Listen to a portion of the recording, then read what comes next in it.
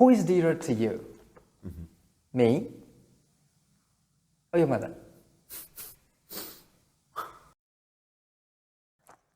Good afternoon, Mr. Rishi. Hello. How are you today? Great. Thank you very much. Everything's fine? Yeah. How's the holiday going on? It's going to start tomorrow, isn't it? You didn't have your holiday today. yet? No, not yet. That's But I'm looking unfortunate. forward to it. Yeah. 4 days. What's the plan for the holiday? Going somewhere with my kids, I guess. Doing gardening, definitely. Gardening. Yeah. It needs more assistance. Yeah, that's about. Oh, do you want to help with my garden?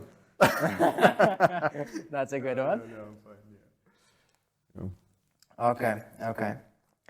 So, just a little bit of introduction. Today we're filming an interview with Professor Aleksey. He teaches IT for business at British Management University for freshmen. We've prepared a couple of questions. If you don't mind, we'll go through. I think it's more than a couple, but anyway. Generally. So beginning with your more general questions. So let's imagine your life. It's a movie. And what name would you give this movie, and what would be the genre? The genre of the movie. I'd say it's an adventure. Adventure. Definitely, yeah. Unpredictable. Unpredictable. I hope with a happy ending, but you know, We never know. You never know. Okay. Yeah. Okay. That's it. So which one? I don't know. Pirates of the Caribbean 55 or something. 55. Yeah. Pirates of the I Caribbean. think that's my life. Yeah. Okay. What makes it that? What makes it adventure? Everything. Just, unexpected things happen all the time, and you don't know what's going to happen tomorrow. But overall, I like it. Everything's good so far. Yeah. Okay. Can you give an example of what makes your life an adventure? Me being your teacher at this university. Okay. Students. There was something, students, everything. Yeah. What we do now in the module, all of this is kind of, I don't know, a few years ago, you couldn't have imagined this. Now it's a reality. Yeah, a few years ago, the university itself was in the previous campus, and This kind of, look at this. This is amazing. We never knew about this. Yeah. That's true. Okay. So moving forward, what cultural characteristics of your country affect the methods of teaching and learning as a professor of the British Management University? I'm sure they exist in terms of the effects on my teaching and learning, but I think it's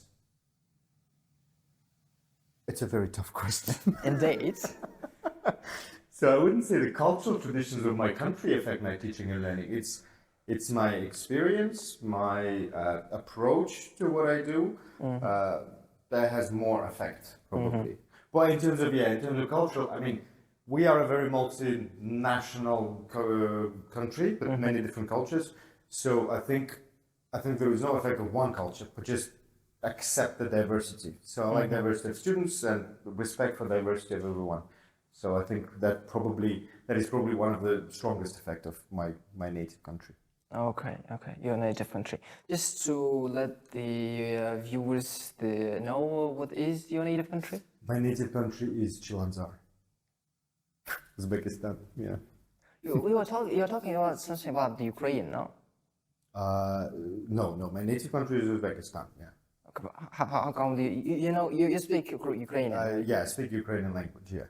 Okay. How come you've learned it? I like learning languages. Oh. And actually, I always wanted to learn the second Slavic language. Oh, okay. Because once when I went to the Czech Republic, I felt very embarrassed. Because when they speak, it's like you understand it, but you don't get it. And I felt like it's something it should be very easy.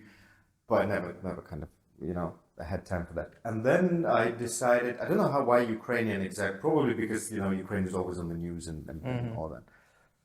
Then I decided to give it a go, and then it went very well. So now I can speak Ukrainian, understand Ukrainian, and interestingly, now I can understand many other Slavic languages when they're written, much better than it was before.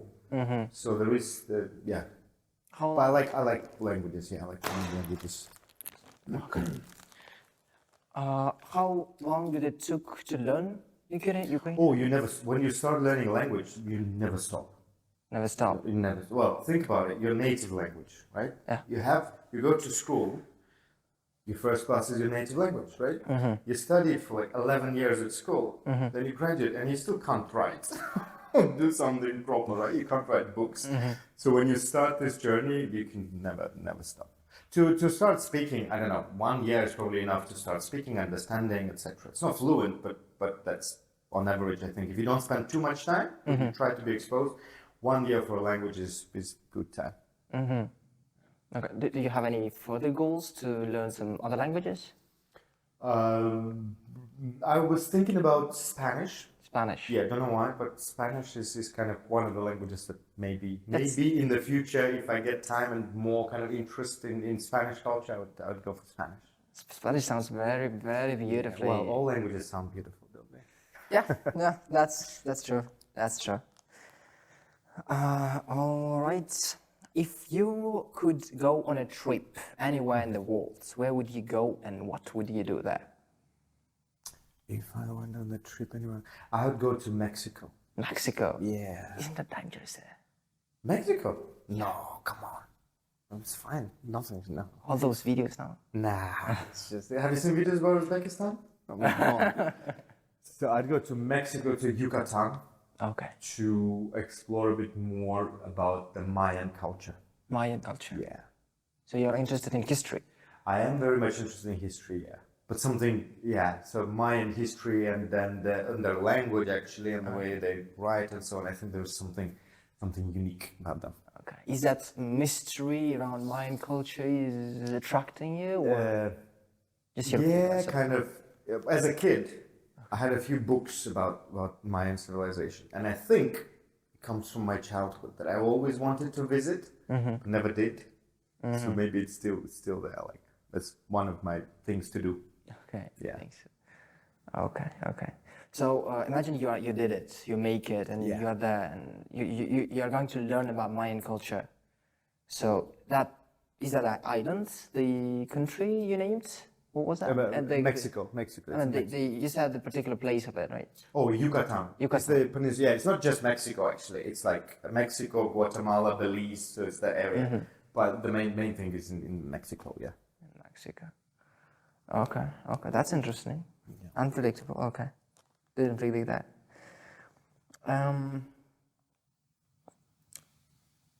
So the next question: at what age do you feel at the moment, and why? And now?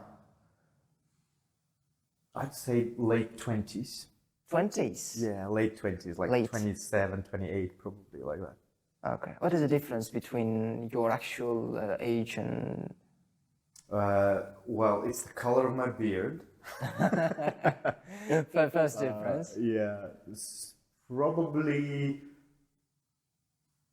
Yeah, probably something to do with experience. Yeah, because in your 20s, you don't have as much experience as in my age, whatever that is. I'm not going to say it on camera. Yeah, but yeah, so there's more excitement about things, I'd say. Yeah. Okay. Yeah, that's the main thing. So in your late 20s, there's more excitement. Yeah. What about after? So I think I try to keep. That's why I feel the age. So it's something. I told you my life is an adventure, right? Indeed. So you always expect something to happen, and that's what it is. But not as many things excite you at my present age as it were back then. Okay, understood. Interesting. The next question would be, how do you feel about the idea of having an outdoor class or picnic instead of regular classes? Great. That would be great. Yeah, that's great. But it depends on the learning outcomes of the class. Okay. Because sometimes it's better to do it in a more sort of traditional environment. But some of the things are much better, much more effective outside. But it all depends on what you're trying to do, trying to achieve. Understood. But as such, it doesn't matter whether you're in the auditorium or outside and so on, as long as you achieve the learning objectives and goals. Sorry for being extra technical, but yeah. Noted. So, spoken about your own modules that you teach, so IT for business. I understand that the technology, the computers that we use for classes themselves do not allow us to make an outdoor class.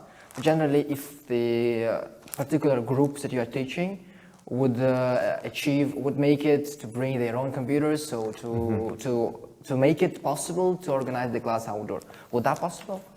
It's possible even with what we're doing at the moment, because when we're going to do these short videos and things like that, we can go outside.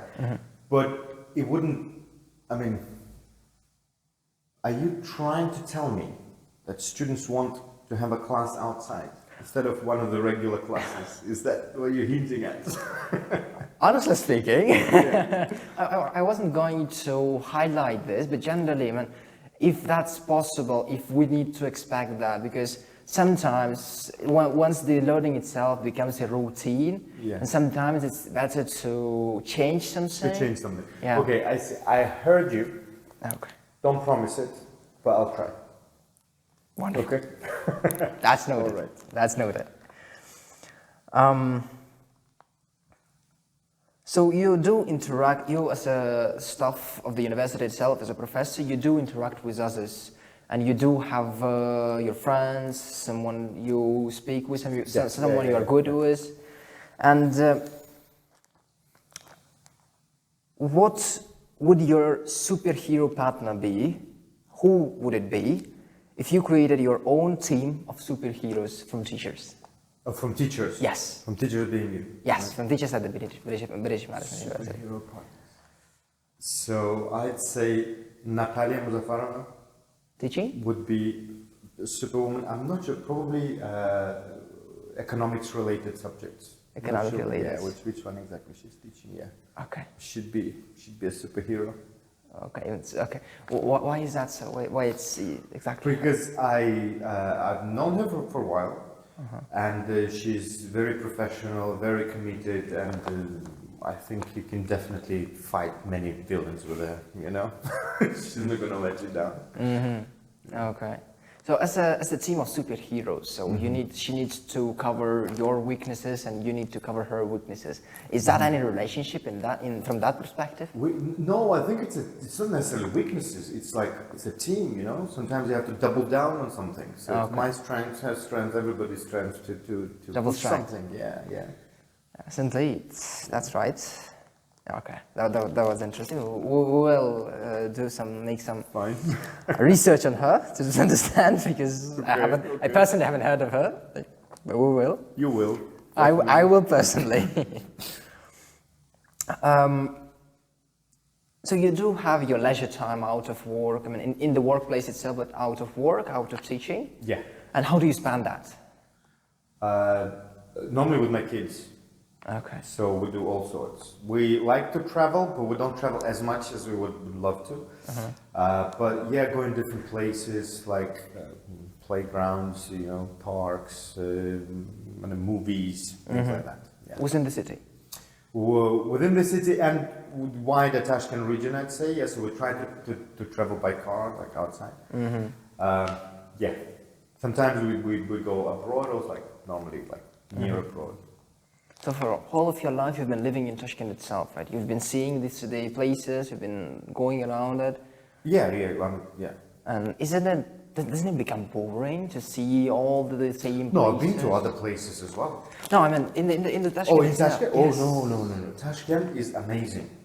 You know, when I was 27, it was a completely different place than what it is now. And it's changing so quickly. You know, you go to Europe, like 15 years ago, some like Paris, London, and so on was something, right? You go there now, it's still the same. It's wonderful. Yeah, London, but nothing's changed much. Yeah, there are changes, obviously, but they're not drastic. They're not something they go, like, oh, that's very different. Yeah, that's really. But in Tashkent, I think movie for Tashkent is an adventure per se. Oh, okay. Yeah. So now it's a very good time, I think, to live in Tashkent. Okay, so Tashkent city as a city is developing As rapidly. a city, it's developing very rapidly, yeah. And in terms of entertainment, even parks change, like same park, every year is different. Yeah. Okay. Yeah, man, from my own experience, like I'm 18 now, and Yeah. for the past 5-6 years, I've been traveling around the city itself. And once I sit with my friends and we decide where to go, just to do something, just to to do something fun, and we choose the one place, and we've already been there and nothing new, and we choose another place, and that's what I was talking about. You don't have that? No, don't really have that. Well, first of all, novelty for you is different to novelty for me because of whatever you mentioned, age. So we're talking about age, right? But you can find many alternatives to what you like to. So if you go into a particular place and you like it, then you can find other places which can replace it. So you don't go to that particular place, you go to another one in a similar kind of niche. And that's, Okay. but you have to discover it, That was deep. Okay. Okay. If not a profession of teacher, what would you choose as a path of your life? Oh, that's a cool question. If not a teacher. Well, actually, I'm not just a teacher, I do other things as well. But what I would choose, I don't know, probably agriculture, don't know. Agriculture? Yeah, maybe, why not? That's a change. Or maybe I would be traveling around the world and people would pay me money. That's a good job, isn't it? Do they have one? I don't know if it exists, but if there were one, I'd love to do it. Is there one? A lot of us would love to do it. Yeah. But I don't know, something else. Would I seriously do? Yeah, I like nature, so something to do with nature probably, So something like agriculture would work, yeah, right? maybe agriculture is great, I think. Yeah. Okay. You love your garden? I love my garden, yeah. What do you have It there? looks bad, but because I have no time, but I still love it. That's the love. That's true love. Yeah, it's true love, yeah. Okay. What do you have there? But not much, a few trees, some flowers, pumpkins normally in whatever, in spring, summer. Yeah, things like that. Okay, love of nature. I have a pond actually. You have what? I have a pond, Okay. a fish pond. A fish I pond. don't put any fish there because I have open garden and kids come and get the fish.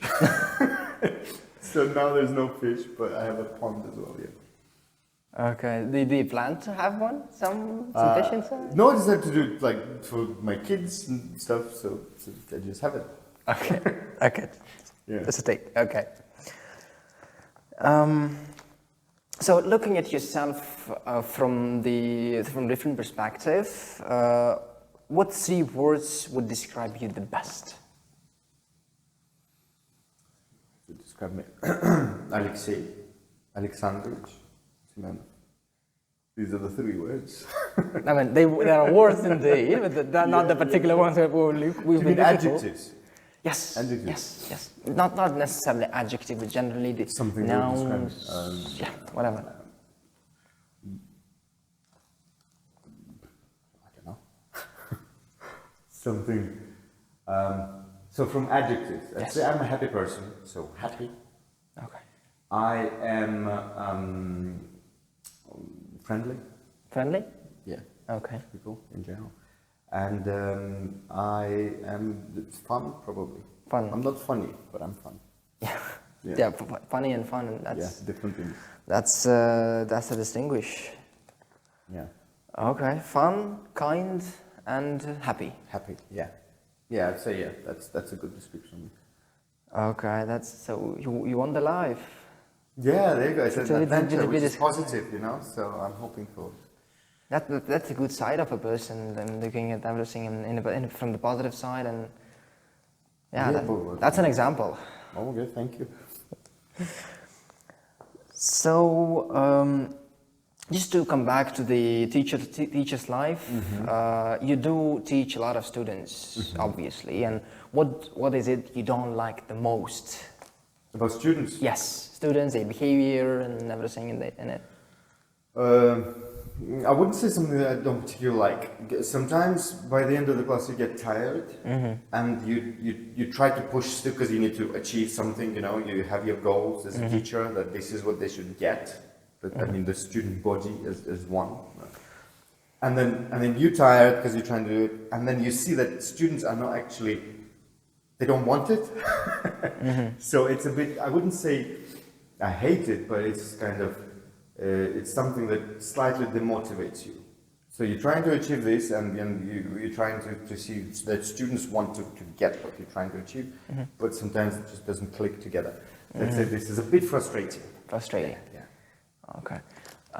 Perhaps the the timing of your classes would be a reason. No, it's okay. I can go for hours. I mean, No, and usually, as far as I noticed. yeah. So what I personally noticed as a student of yours, that particularly the IT for business module classes, they are straight for 2 hours. And for 1 hour and 40, that's what I'm talking about, 100 minutes. Okay. And you said that you do not give that break between the hours intentionally. Is that right? Well, kind of, yeah. Okay. Because I think you're grown up, so you can sit for 2 hours straight, which is okay. The other thing is, oftentimes you give a 5-minute break, and then it lasts for 15. Because before students come back and all, so in terms of classroom management, I find it a bit awkward to give a break where students can leave the class and so on. But I normally try to switch activities. So something like I do something, you do something, we do something, you do group work, you do individual work and so on. So, and when you switch activity, you don't feel as tired. But it's for you as students to say whether it works or it doesn't. Well, generally speaking, okay. that works. And I like the way that, from your perspective, I mean, from the classroom management itself, that works. I mean, if we go for break, definitely that's going to be more than 10 minutes. Yeah, but generally, as you highlighted, in the beginning, closer to the end of the class, it gets difficult to stay focused to get what you're actually trying to give us. That's why the end of the class, normally I give it for reflection. So you rely on this, like, what have I done? What is this? And then that's why you need to do written reflections as well. Okay. Yeah. Do we do that? You're supposed to. Indeed. So how long have you been with the British Management University itself? I've joined as a teacher this year. This year? Yeah. So from the beginning of this year? Yeah, I think it was September or October. September, October. Okay. So far, it's been a few months already. And so far, what was the brightest memory related to the British Management University itself? Actually, you'll be surprised, and it's not that because you're a student and so on, but I'd say it's students. Yeah, student body is diverse, great potential. I don't know, students are great. I'd say the best part that I like here at BMU is the student body. Okay, so students themselves. Yeah, students themselves, yeah. Okay, that was unexpected. Okay. But it's true though. Indeed.